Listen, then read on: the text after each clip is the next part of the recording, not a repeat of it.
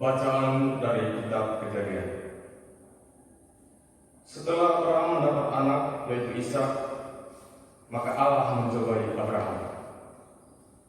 Allah berfirman kepada Abraham, "Abraham." Abraham menjawab, "Ya Tuhan." Sabda Tuhan, "Ambillah anak tunggal kesayanganmu, yaitu Ishak. Pergilah ke tanah Moria dan persembahkanlah dia di sana sebagai kurban bakaran pada salah satu gunung yang akan kukatakan kepadamu." Maka sampailah mereka ke tempat yang dikatakan Allah kepada Abraham.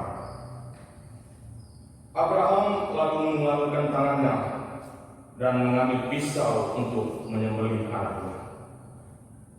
Tetapi berserulah malaikat Tuhan dari langit, "Abraham, Abraham."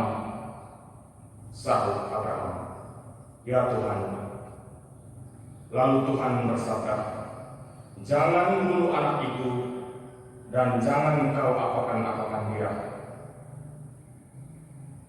Kini aku tahu bahwa engkau takut akan Allah, dan engkau tidak akan segan-segan menyerahkan anakmu yang tunggal kepadaku."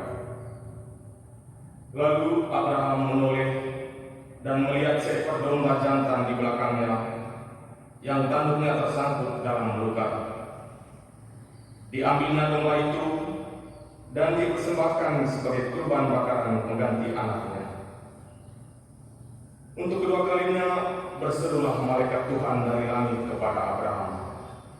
Katanya, "Aku bersumpah demi diriku sendiri, demikianlah firman Tuhan, karena engkau telah berbuat demikian, dan engkau tidak segan-segan menyerahkan anakmu yang tunggal kepadaku, maka aku akan memberkati engkau berlimpah-limpah dan membuat keturunanmu sangat banyak, seperti bintang di langit dan seperti pasir di laut, dan keturunanmu itu akan menduduki kota-kota musuhnya. Melalui keturunanmu lah segala bangsa di bumi akan mendapat berkat, sebab engkau menaati sabda." Demikianlah sabda Tuhan.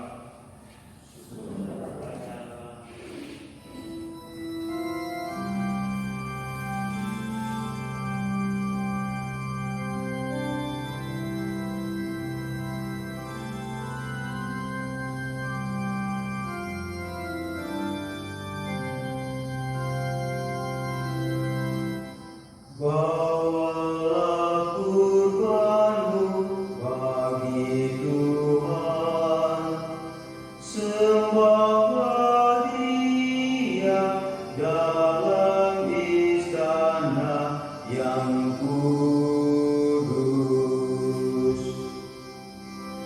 Bawalah kurbanmu bagi Tuhan, sembahlah Dia dalam istana yang kudus.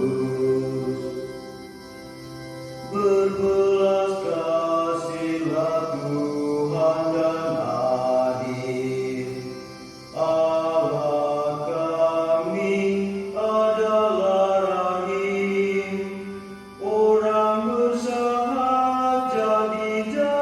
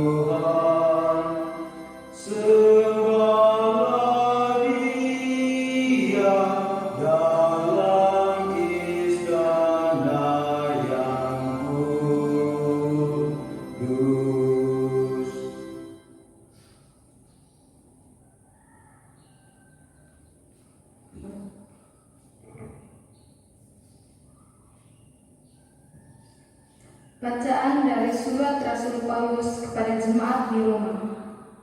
Saudara-saudara, jika Allah di pihak kita, siapakah yang akan melawan kita? Allah bahkan tidak menyayangkan anak-anaknya sendiri, tetapi menyerahkannya demi kita semua. Bagaimanakah mungkin Ia tidak menganugerahkan segalanya akan menggugat orang-orang pilihan Allah? Allah yang akan membenarkan mereka? Siapakah yang akan menghukum mereka? Yesus Kristus telah wafat, bahkan lebih lagi yang telah bangkit, yang juga duduk di sebelah kanan Allah, yang malah menjadi pembela bagi kita. Demikianlah sabda Tuhan.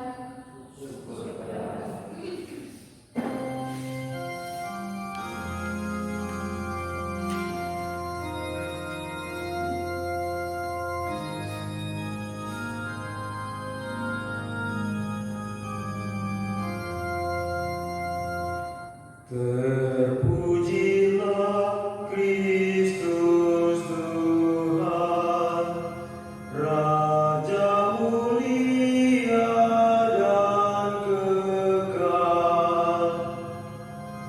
Terpujilah Kristus Tuhan, Raja mulia dan kekal. Dari dalam awan terdengarlah suara Bapa. Inilah anak yang kukasihi, dengarkanlah Dia. Terpujilah Kristus Tuhan, Raja mulia dan kekal.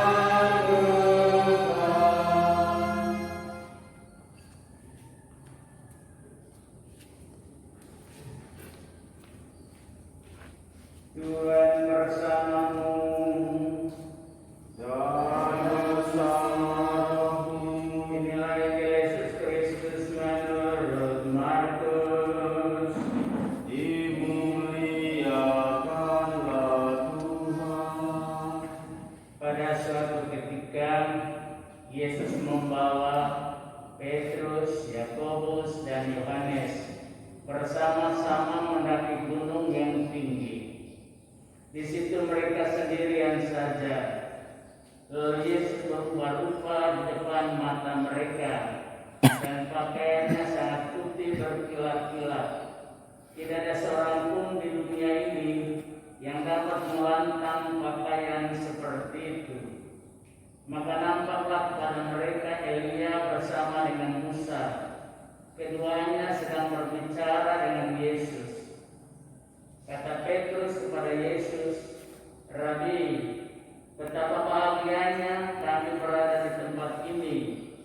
Baiklah kami mendirikan 3 kemah, satu untuk engkau, satu untuk Musa, dan satu untuk Elia." Ia berkata demikian sebab tidak tahu apa yang harus dikatakannya, karena mereka sangat ketakutan. Maka datanglah awan menaungi mereka, dan dari dalam awan itu terdengar suara, "Inilah putra kesayanganku, dengarkanlah dia." Dan sekonyong-konyong waktu mereka memandang sekeliling mereka, mereka tidak melihat seorang pun lagi bersama mereka, kecuali Yesus seorang diri. Pada waktu mereka turun dari gunung itu, Yesus berpesan kepada mereka supaya mereka jangan menceritakan kepada seorang pun apa yang telah mereka lihat itu, sebelum Putra Manusia bangkit dari antara orang mati. Mereka memegang pesan sambil mempersoalkan di antara mereka apa yang dinamakan dengan bangkit dari antara orang mati. Demikianlah Injil Tuhan.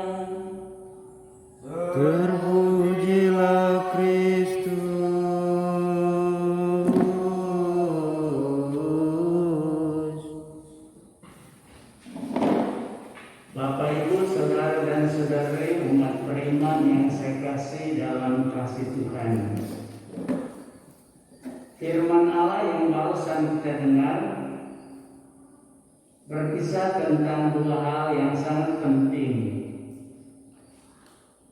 Hal yang pertama, pribadi Allah. Baik Allah dalam perjanjian lama dan baru yang mewahyukan diri kepada Abraham, lalu kemudian Musa dan Elia, dan pada perjanjian baru Allah mewahyukan diri dalam Yesus Kristus Putra kesayangannya, menyatakan dirinya di hadapan Petrus, Yakobus, dan Yohanes. Pewahyuan diri Allah autentik sebagai bagian dari Allah yang terlibat, Allah yang peduli, Allah yang mau menjadi pribadi yang dekat dengan manusia, Allah yang mencintai sampai dirinya sendiri lebur menjadi manusia dan tinggal di tengah-tengah kita, menderita bersama kita, dan mati seperti kita, dan kemudian dia bangkit dengan jaya sebagai pemenang. Allah yang mewahyukan diri itu menggunakan segala macam ragam tanda dan alat yang biasa yang sudah dia ciptakan. Kita dengar tadi ada gunung, ada batu, ada mesbah, ada angin, dan juga ada awan, ada suara, ada cahaya. Semua adalah fenomenal rasanya. Itu semua adalah fakta yang spektakuler yang sudah disediakan Allah itu sendiri. Cahaya yang sudah diciptakan sejak awal mula, baik dari matahari, bulan, dan bintang. Angin juga dia telah hembuskan dari semula. Demikian juga awan, demikian juga air, demikian juga gunung, dan sebagainya. Allah tidak menggunakan sesuatu yang tidak ada, tapi dia memanfaatkan yang ada. Namun di antara segala yang ada, yang paling sempurna untuk menyatakan diri Allah dan karya Allah dalam manusia. Karena itu sejak awal juga dia memilih manusia, supaya manusia menceritakan kisah Allah yang menyejarah, Allah yang masuk dalam sejarah kehidupannya. Dan karena manusia beragam, maka kisah Allah dalam manusia juga beragam. Orang katakan my story, kisahku dengan Allah. Your story, his story, aku sejarahnya. Itu semua kalimat-kalimat yang mau menyatakan Allah bisa berbicara kepada saya, maka Allah bersama saya. Tapi saya bisa katakan Allah juga berbicara kepada Anda. What with you? Tuhan bersamamu, dan kamu juga menjawab, dan bersama rohmu juga. Kita saling mengatakan sesuatu tentang Allah yang bisa hadir dalam setiap orang dengan pengalaman-pengalamannya. Pengalaman Allah sebagai Allah petani tentu sudah identik dengan pengalaman Kain. Kain mempersembahkan hasil bumi.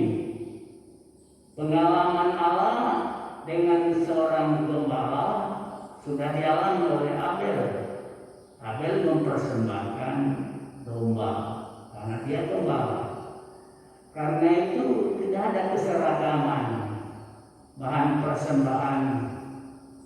Tidak perlu Petrus ya dengan segala macam euforianya mau membangun 3 kemah di gunung. Sudah ada kemah itu, karena itu dia sebut 3. Yesus kembalikan, kemahku adalah kau. 3, Petrus, Yakobus, dan Yohanes. Ya, Yesus mengamini dengan diam. Yesus menyetujui, tapi kemah yang Yesus inginkan bukan dari daun, bukan dari batu, tapi kemah itu adalah manusia itu sendiri. Karena itu kita adalah bait Allah. Dalam konteks bahasa Petrus, kemah Allah adalah kita, kenisa Allah adalah kita, bait Allah adalah kita. Dan bagaimana kita menjadi bait itu sejak kita dilahirkan kembali dalam air dan Roh Kudus lewat pembaptisan. Ya, kita menerima Allah dalam hidup kita. Kita menerima Allah dalam jiwa, raga, dan roh kita. Kita menerima Allah menjelma sehingga kita semua mulai Yesus, kita seperti Yesus yang lain. Kita altar Kristus, imam adalah altar atau Yesus yang lain. Itulah yang dimaksudkan. Itulah yang mau dikatakan bahwa Allah, karena itu kemanusiaan lebih tinggi dari keagamaan. Orang-orang sembrono saja dan bodoh yang fanatisme dalam agama, yang radikalisme dalam agama. Agama adalah instrumen, ya, yang paling penting kemanusiaan. Allah tidak pernah menjadi agama, Allah menjadi manusianya. Karena itu apapun agama Anda hanyalah instrumen agar Anda lebih manusiawi, Anda lebih sosial, Anda lebih ekonomis, lebih juga ekologis, mencintai alam lingkungan sebagai bagian yang tak terpisahkan dari kemanusiaan kita. Maka dialog dan toleransi sebagai keniscayaan. Karena itu dalam bagian kedua di sini ada dialog. Allah mengundang orang naik. Kalau Allah turun, tujuannya supaya kita naik, bukan supaya kita direndahkan, supaya kita dimelentur. Tidak. Tujuannya dia turun untuk mengangkat kita. Sehingga Musa naik, Elia naik, Yakobus, Petrus, dan Yohanes naik ke atas gunung. Demikian juga Abraham dan Ishak naik ke atas Moria, mempersembahkan komitmen masing-masing, janji masing-masing. Orang yang naik dan menjumpai Tuhan adalah orang yang selalu berziarah untuk sebuah pendakian. Karena jalan naik itu lebih sulit daripada jalan turun. Karena itu salah satu ungkapan doa datang menggerai, ya, salam ke surga, salam Tuhan, salam arah neraka, yang salam dia, ya, itu. Pandai kau tu emongkot, tapi pandai dia tu paitan. Kutitan siwa paitan, tak kau tu emongkot, aku ke, ya. Ini orang-orang ini hebat, ya. Saya tidak tahu, pasti orang lain juga hebat dengan bahasa, dengan ungkapan mereka. Dan paling tidak untuk kita, ya, kita memiliki komitmen masing-masingnya. Hal yang kedua yang mau disampaikan dalam bacaan tadi, bahwa Yesus mempersiapkan mereka. Transfigurasi, atau itu bahasa tingginya, figur, artinya wajah, perubahan wajah Allah, perubahan wajah Yesus bahkan pakaiannya. Jadi bukan membuat pakaian. Yoel katakan jangan kau robek pakaianmu tapi robeklah hatimu. Itu dalam awal dari lagu itu pakaian. Orang biar pakaian sederhana tapi kalau dia itu jomel ya, mulutnya lucu, lemahnya emas ya, orang menarik minat orangnya. Orang akan biar kau pakaian kehormatan dari bulu unta atau pakaian dari berduka atau pakaian dari sutra, tapi kalau perilaku tidak baik ya orang. Jadi ini maka masa puasa masa kita merobek hati ya lihat. Kata merobek di sini ada dua hal. Yang pertama mau menerima salib sebagai bagian yang tak terpisahkan dari hidup. Karena itu Yesus suruh turun lagi ya, jangan terlalu terpesona, terkesima, euforia. Karena baru dilantik bupati kita euforia lupa dua, berbondong-bondong pergi pada COVID. Jangan. Saya minggu lalu saya ke Labuan Bajo, pergi misa dan sekaligus mendoakan pembersihan rumah jabatan. Ya, mereka minta, ya, bupati, wakil bupati minta untuk pembersihan rumah jabatan dari segala ilmu sebelum mereka masuk, sebelum masuk UBM baru. Tidak lama lagi orang Muslim datang juga melakukan cara mereka. Karena keluarga Dr. Wen mamanya dari Muslim dan banyak keluarga anak-anak itu keluarga di sana orang Muslim, om-omnya datang. Tua-tua adat juga datang dengan cara masing-masing. Kalau kita berkelompok 5-6 orang kita bersharing dan hanya 1 jam tidak balik. Yang hadir saya dengan Romo Sen dan Romo Dekat ke Pelabuhan Batu. Kita melakukan tindakan pembebasan, pelepasan, pengusiran, ya hal-hal yang tidak berkenan hadir di situ. Nah ini mau mengatakan mulai dengan komitmen. Mulai dari rumah kita harus dibersihkan dari hal-hal yang mengganjal, dari hal-hal yang membatasi kita untuk berjumpa dengan Tuhan dan sekaligus berjumpa dengan masyarakat. Salah satu saya katakan semoga ruang tamu ini terbuka untuk rakyat yang kaya dan miskin, yang sehat dan sakit. Mereka datang sebagai orang susah, pulang sebagai orang bahagia. Mereka datang bawa masalah, pulang sebagai orang yang terbebaskan dari masalah. Karena bupati dan wakil bupati adalah solusi bagi persoalan rakyatnya. Ya. Jadi sebelum mereka dilantik, saya sudah menasihati melalui doa, melalui ibadah.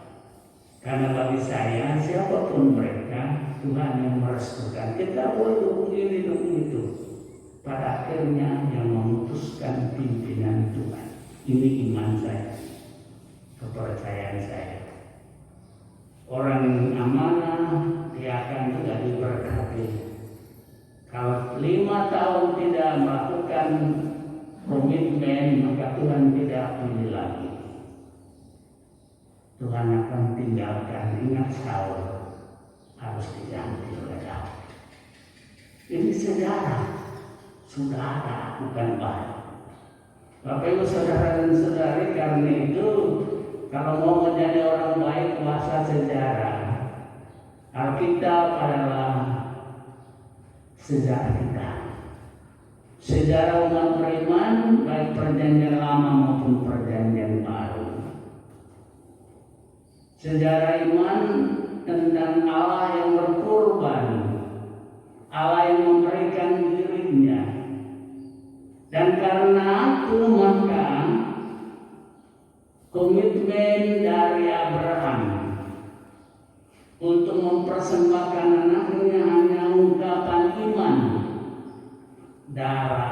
Ishak tidak pantas menjadi pelunas utang dosamu dan dosamu. Hanya darah Allah, darah Yesus. Di sini pesan mungkin belum pernah dengar selama ini. Darah Ishak bukan darah yang kudus. Darah Ishak adalah darah manusia berdosa. Darah dari Abraham yang sudah selingkuh dengan Hagar yang melahirkan Ismail. Ini supaya jelas untuk kita hari ini. Allah yang pantas dan darahnya yang pas menjadi pelunas dosa-dosa kita. Di situ perjanjian lama tadi katakan apa yang kau ini, jangan kau apa-apakan anak itu. Karena itu darah manusia tidak pernah boleh ditumpahkan. Saat Kain menumpahkan darah Abel, dia dituntut Allah. Kain di mana Abel adikmu?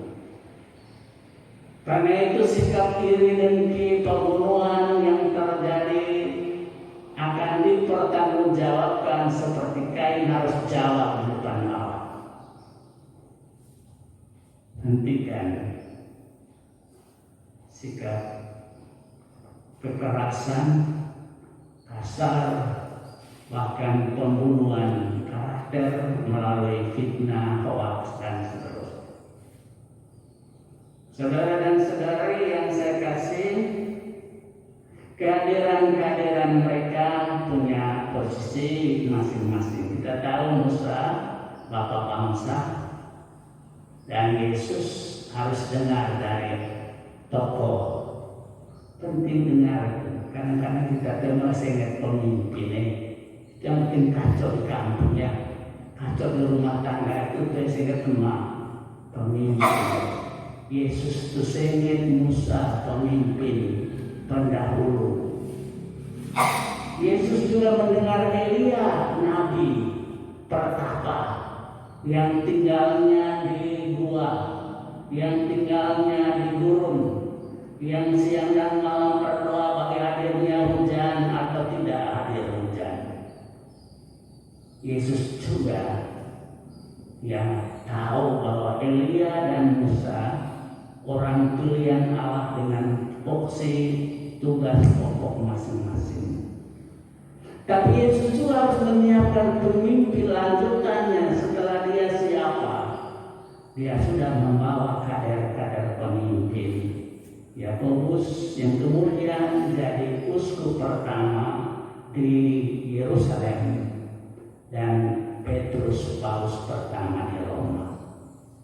Dan orang kontemplatif yang harus menulis semuanya perlu ada, yaitu Yohanes yang tinggal, yang menyepi, yang tinggal menulis, yang tinggal merenungkan apa pesan Allah untuk disampaikan kepada kita. Ini maka penting pengkaderan. Mulai dari rumah, pendidikan oleh ibu, oleh bapak, itu bentuk pengkaderan. Kita arahkan anak kita ke TK, kita minta bantuan. Musa dan Elia di sana ada bantuan, Simon, Petrus, Yakobus dan Yohanes ada di sana, dalam guru-guru TK dan guru-guru SD. Ini semua sehingga pada akhirnya mereka semua yang sukses. Kalau katakan inilah putra yang terkasih, kepadanya aku berkenan. Maka yang pertama yang kita ingin yaitu pujian dari Allah. Ngapain repot cari pujian dari orang? Ngapain repot cari sokongan dari orang? Pertama-tama kita harus mencari yang mendapat tempat di hati Allah. Semua kalimat Allah untuk Yesus hari ini juga menjadi kalimat Allah untuk kita. Inilah putraku yang terkasih, dengarkanlah dia. Kalau kita dikasih Allah, maka kita berbicara atas nama Allah. kita mempunyai orang-orang yang kita pengaruhi. Dan kalau kita punya pengaruh, kita punya pengikut. Kalau kita punya pengikut, maka kita punya kuasa. Kuasa tidak dibayar dengan uang. Kuasa adalah pemberian komitmen dari rakyat untuk kita. Terlebih kita kalau dikatakan ini pemimpin demokratis ya.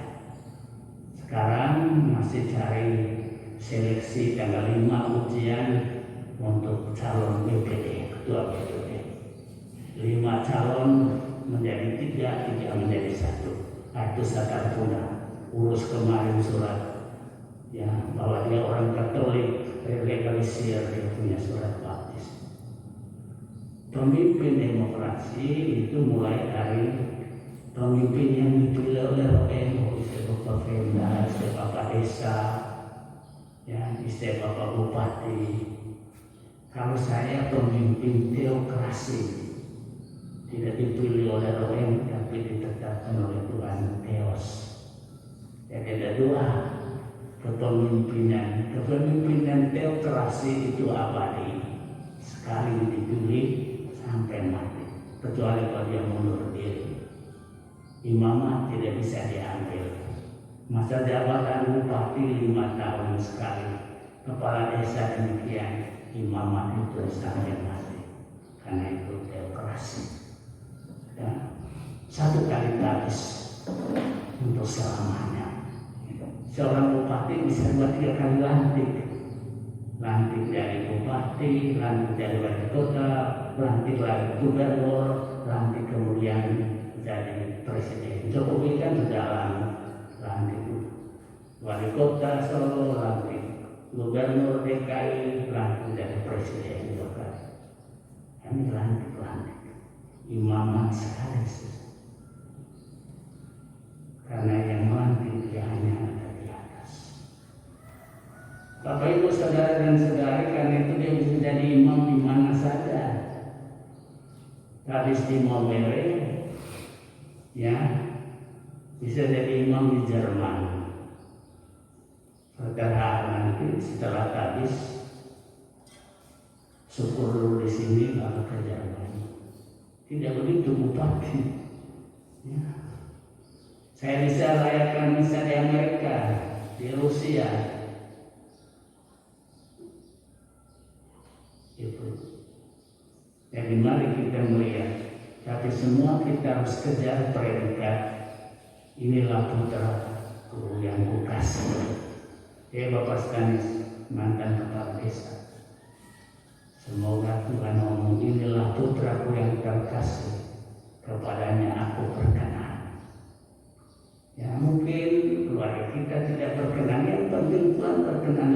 Demo sedikit ya, karena Pedro pandai atau Pedro pandai atau Pedro pandai neko, Pedro pandai salah. Kalau itu ada salah, lelang mau terima baik, ampun memohonnya.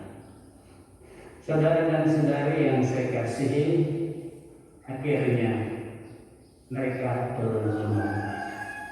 Artinya ada saatnya kita kontemplasi, menyepi, menyendiri, mengendapkan masa inkubasi, tapi ada saatnya kita aktif melayani. Ada saatnya kita harus bekerja. Karena itu Tuhan juga menciptakan dalam kalender kerja kita 6 hari kita turun gunung, turun sawah, turun kebun, turun laut, turun pelabuhan ya untuk melayani. Lalu sehari kita masuk di kapela ini untuk menyepi, mensyukuri, membawa persembahan. Itu saja. Jadi kata naik dan turun. Ya. Semoga besok kami ini saya naik ke gunung supaya saya berkenan. Mungkin sudah copet sapu, taruh di sapu, pakai rok besar, taruh di sapu, atau keselia kontainer atau boceh. Tapi jangan pencucian uang di sini nanti ketahuan lagi. Ya, akhirnya masalah seperti di Kerangan, orang kaya Jakarta pencucian uang yang dilakukan wajib waktu sekarang masuk bui, semua masuk bui. Kita tidak boleh, dan karena itu Bapak Ibu sekalian, mari kita menciptakan suasana dan katakan nanti ke rumah, di rumah yang tidak adil, Bapak Penda Umam Penda engkaulah yang berkenan kepadamu, Tuhan berkenan, Tuhan berkenan, kau anak yang berkenan. Ya. Jangan ngomong ini lagi, tahu juga saya tidak ingin kau lahir ini, aduh ini anak tuh ya kalau lahir saya oleh orang tua yang tidak dicintai, engkau berkenan. Bahwa dia datang tanpa rencana, kita sudah ingin KB, tiba-tiba muncul keren bahwa mungkin dia nanti jadi Sulaiman, siapa tahu, siapa kira, kata Paulus mau dalam otonya itu, oto siapa kira, ya, siapa kira itu, siapa kira, ya bahwa orang pribumi bisa jadi pengusaha.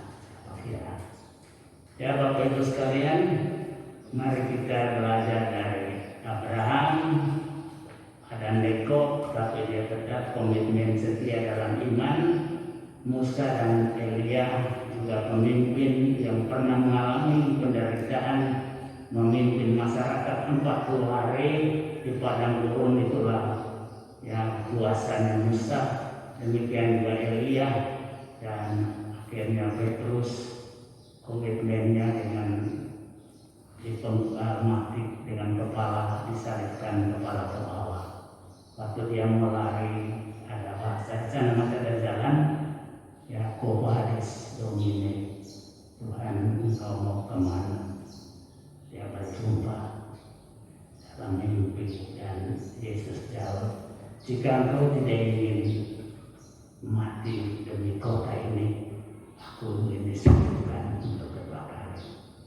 Petrus menangis lagi, turun makan, dan dia minta, kalau Tuhan dan guruku mati dengan disalibkan kepala ke atas, izinkan saya mati dengan kepala ke bawah.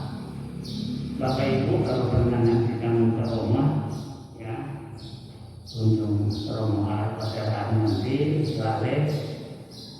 Petrus punya basilis di tengah kota, tempat dia disalib. Dia orang Yahudi, maka dia hukuman mati orang Yahudi itu penyaliban. Sedangkan Paulus dia orang kewargaan Roma, dia di luar kota, dia di pagar tembok, pagar kota itu Basilika Santo Paulus, dia orang Roma maka dipenggal kepala. Hukuman mati gaya orang Roma dengan dipenggal kepala. Paulus tidak disalibkan, tapi dipenggal kepalanya, dan tempat dia ditunggalkan kepalanya itulah Basilika Santo Paulus. Ya, inilah satu buah sejarah kita dalam gereja Katolik. Mari kita berdiri bersama-sama, kita ucapkan lagi doa syahadat Rasul yang kita ulangi dari